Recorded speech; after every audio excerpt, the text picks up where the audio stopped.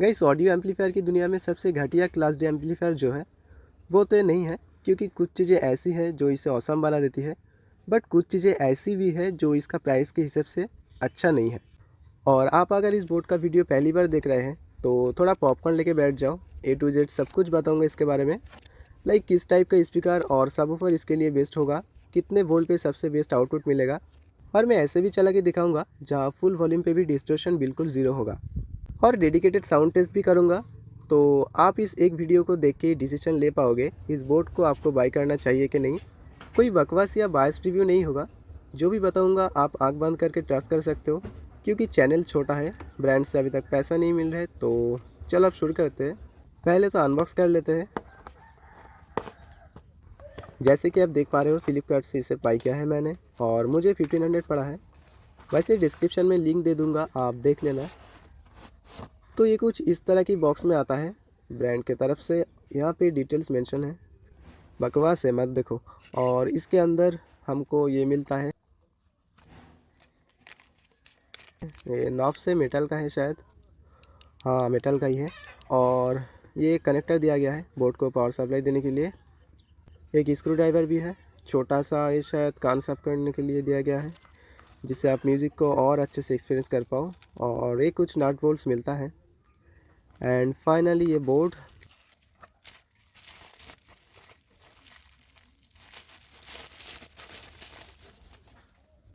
मैंने भी इसे पहली बार देख रहा हूँ एंड क्वालिटी मुझे अच्छा नहीं लग रहा है, पता नहीं क्यों, बहुत जेनेरिक सा लग रहा है। लग तो नहीं रहा है 200 वाट का आउटपुट दे पाएगा। और ये शील्ड टाइप का कुछ मिलता है बोर्ड को कवर करने के लिए। इधर इंफॉर्मेशन दिया गया है, ये भी मेटल का ही है। चलो अब बोर्ड के बारे में बात करते हैं। देखो, पहली चीज़ मुझे जो अच्छा नहीं लगा, इसका हीट सिंक बहुत छोटा है। और मैं 24 वोल्ट 7 एम का पावर सप्लाई यूज़ करने वाला हूँ, सो मुझे डाउट हो रहा है ये कितने टाइम तक झेल पाएगा। मेरे पास सेम 2.1 का ये और एक बोर्ड है, और इसका क्वालिटी देखो आप, ये भी 200 वाट का बोर्ड है। और इसका आप हीट सिंक देखो, कंपोनेंट्स देखो। देखो ऐसे दोनों का एम्पलीफायर आईसी और प्राइस का डिफरेंस है। इन्हें देखते हैं कैसा परफॉर्म करता है। यहाँ दो सेम आईसी लगा हुआ है।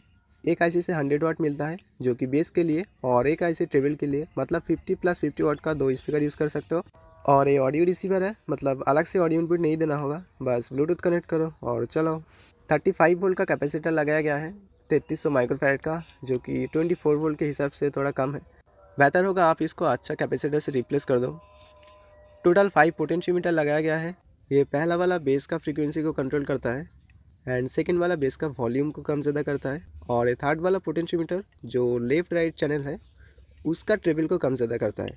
मतलब ये दोनों सिर्फ सबवूफर के लिए है, मतलब जो 100 वाट का बेस मिल रहा है उसके लिए। और ये दोनों लेफ़्ट राइट चैनल के लिए, इससे ट्रेबल कम ज़्यादा होगा और इससे बेस कम ज़्यादा होगा। बेस मतलब सबवूफर का बेस नहीं, जो लेफ़्ट राइट चैनल है उसके बेस फ्रीक्वेंसी लो या हाई कर सकते हो। और ये सबसे बड़ा वाला पोटेंशियोमीटर टोटल वॉल्यूम को कंट्रोल करता है। गाइस, मुझे लगा था ये एक टैक्टाइल स्विच भी होगा, जैसे इस बोर्ड में देखो आप, जिससे ऑडियो पॉज एंड प्ले होता है, बट इसमें ऐसा नहीं है। आपको फ़ोन से ही पॉज एंड प्ले करना पड़ेगा। यहाँ पे दो रेक्टिफायर लगाया गया है, ये बोर्ड को थोड़ा प्रोटेक्शन देता है। और यहाँ से पावर सप्लाई देना होता है।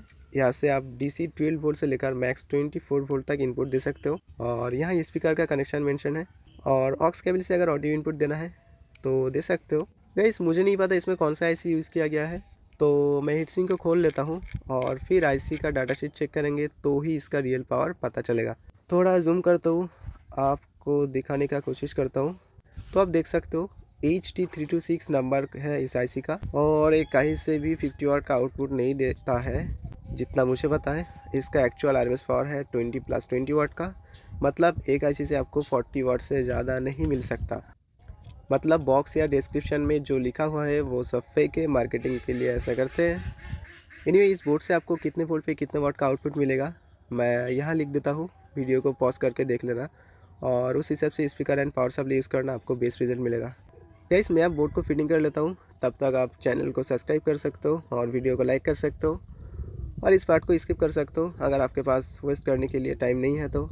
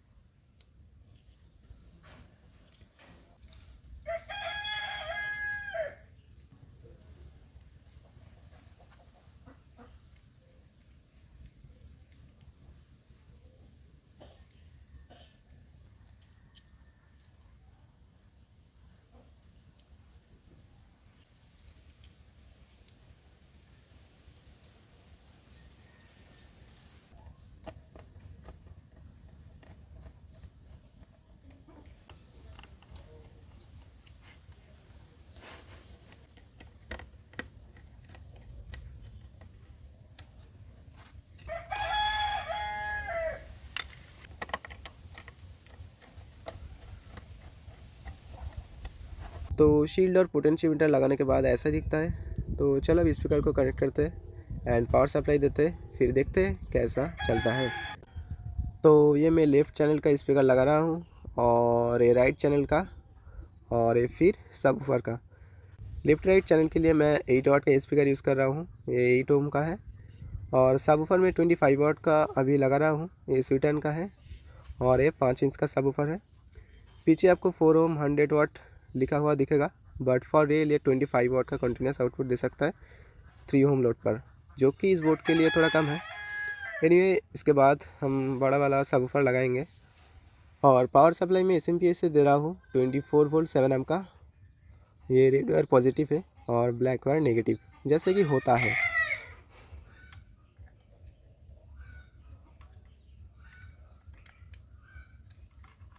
तो इसे थोड़ा ठीक से रखते हैं और फिर पावर ऑन करेंगे। तो आप पावर ऑन करते हैं,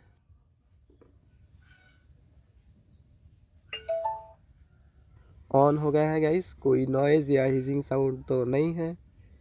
चलो फ़ोन से कनेक्ट करते हैं, फिर देखेंगे। तो बीटी स्पीकर नाम है इसका और कनेक्ट होते टाइम भी कोई नॉइज़ नहीं आया। अभी तक सब कुछ परफेक्ट लग रहा है और देखो कनेक्ट होने में भी बहुत टाइम नहीं लग रहा है, मतलब ब्लूटूथ रिसीवर भी डिसेंट है। बाकी म्यूज़िक बजाते हैं फिर देखेंगे। और देखो गाइस, म्यूज़िक चलते टाइम मैं बकबक नहीं करूँगा, मैं चाहता हूँ आप खुद से जज करो। और प्लीज़ एक ईयरफोन का यूज़ करना, नहीं तो आपको बेस ट्रेवल सब कुछ एक जैसा लगेगा, कुछ भी ढंग से नहीं पता चलेगा। और पहले सिर्फ ट्रेवल टेस्ट कर रहे हैं, बेस का वॉल्यूम बिल्कुल 0 पे रखा है, तो सुनो आप।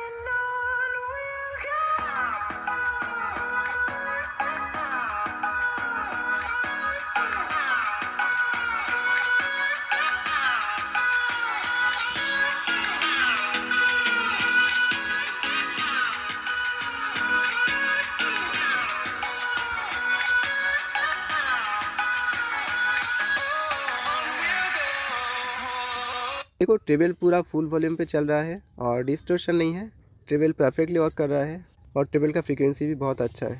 फिर से देखो।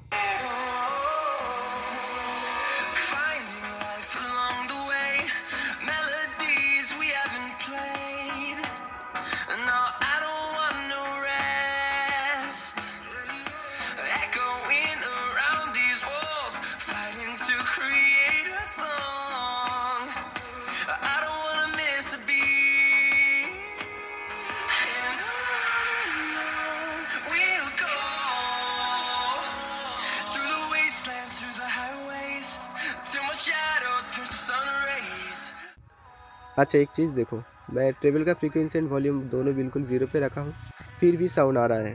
बट बेस का फ्रीक्वेंसी एंड वॉल्यूम 0 पे रखा तो सबवूफर बिल्कुल साइलेंट है। चलो अब बेस बढ़ाते हैं।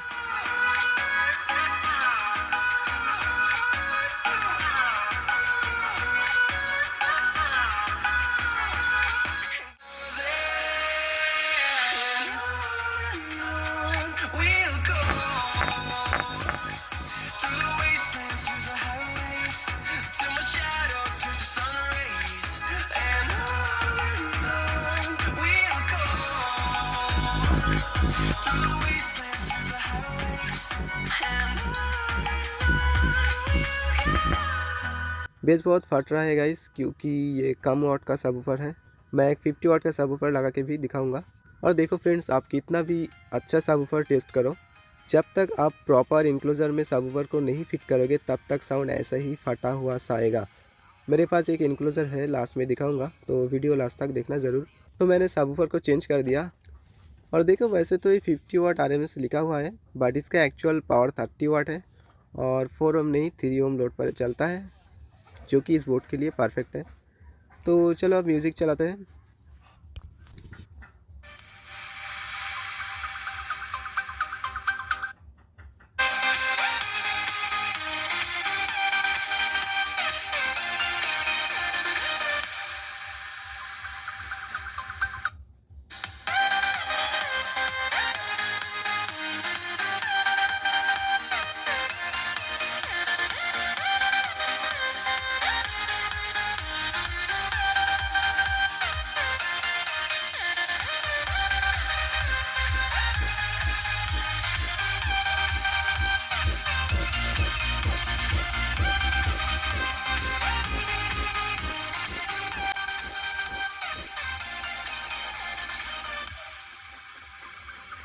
इससे बेस थोड़ा अच्छा रहे, डिस्टोर्शन है थोड़ा बहुत, बट जब इंक्लूजर में लगाओगे और मैक्स 80% वॉल्यूम पे सुनोगे, मैं गारंटी लेता हूँ डिस्टोर्शन नहीं होगा, या होगा तो बहुत ही कम होगा। तो चलो इसको इंक्लूजर में लगाते हैं।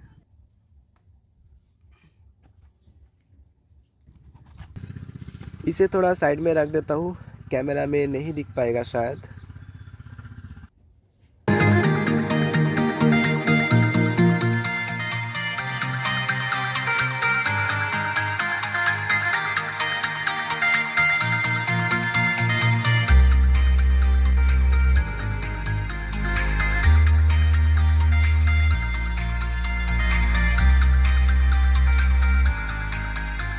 ओके, पहले आप विदाउट इंक्लूजर साउंड कैसा आता है देखो, फिर इंक्लूजर में रख देंगे तब साउंड कैसे आएगा देखना।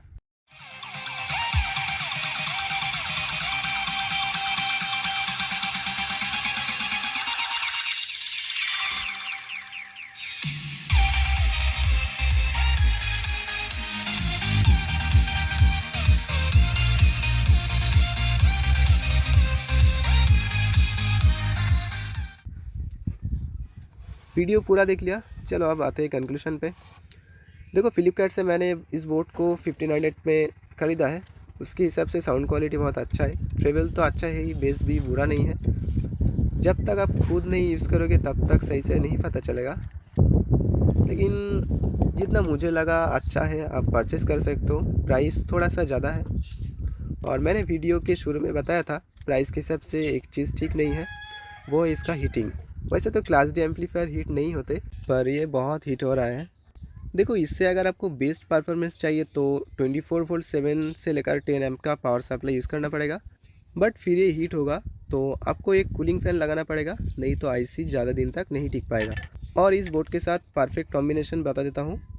पावर सप्लाई प्रॉपर 24 वोल्ट का होना चाहिए 7 एम से ऊपर। सबवूफर 8 और 10 इंच का यूज़ करो 50-60 वाट एंड 4 ओम लोड पर। और लेफ्ट राइट चैनल के लिए सैटेलाइट स्पीकर यूज़ करो 25 वाट 4 ओम का। और गाइस, वीडियो कैसा लगा कमेंट करके बताओ, कुछ गलत लगा तो भी बताओ, मैं सही करने का ट्राई करूँगा। And thank you so much guys पूरा वीडियो देखने के लिए।